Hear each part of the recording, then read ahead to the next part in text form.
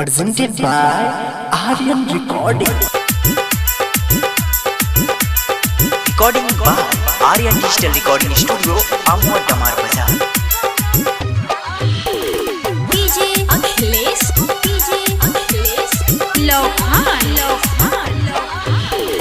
जहिया से भइल बा शादी हमार हो, कदिला हमर भाता दे लगातार हो।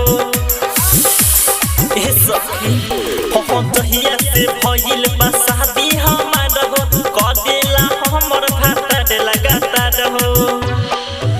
एको रात नहीं छोड़ेला मौका सखी लहंगे में घुस के भतर रहा खेलेला एक बोका सखी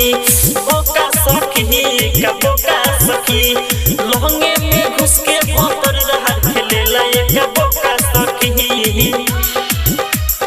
Presented by Aryan Recording.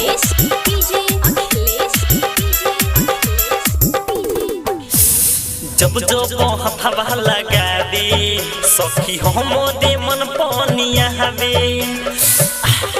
ए सुन तारू हो जब हथवा लगा दे सखी हमरे मन पानिया हवे।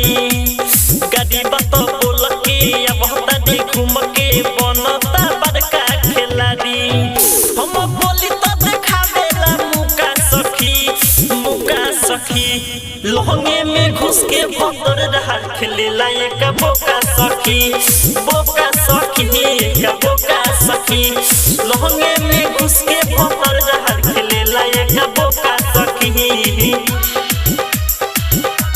Presented by Aryan Recording. Writer विदेश का करी कितना ले दुख हमें सही। सुन तारू हो राइटर विदेश का करी कितना ले दुख हमें सही। जितेंद्र निराला करता बेलीला डाके से बानी तबाह हो। गोविंद सुधीर बनता बेलोचा सखी लहंगे में घुस के भतर रहा खेलेला एक बोका सखी लहंगे में घुस के भतर रहा खेलेला एक बोका सखी। Recording by Aryan Digital Recording Studio, Amwa Damar Bazaar.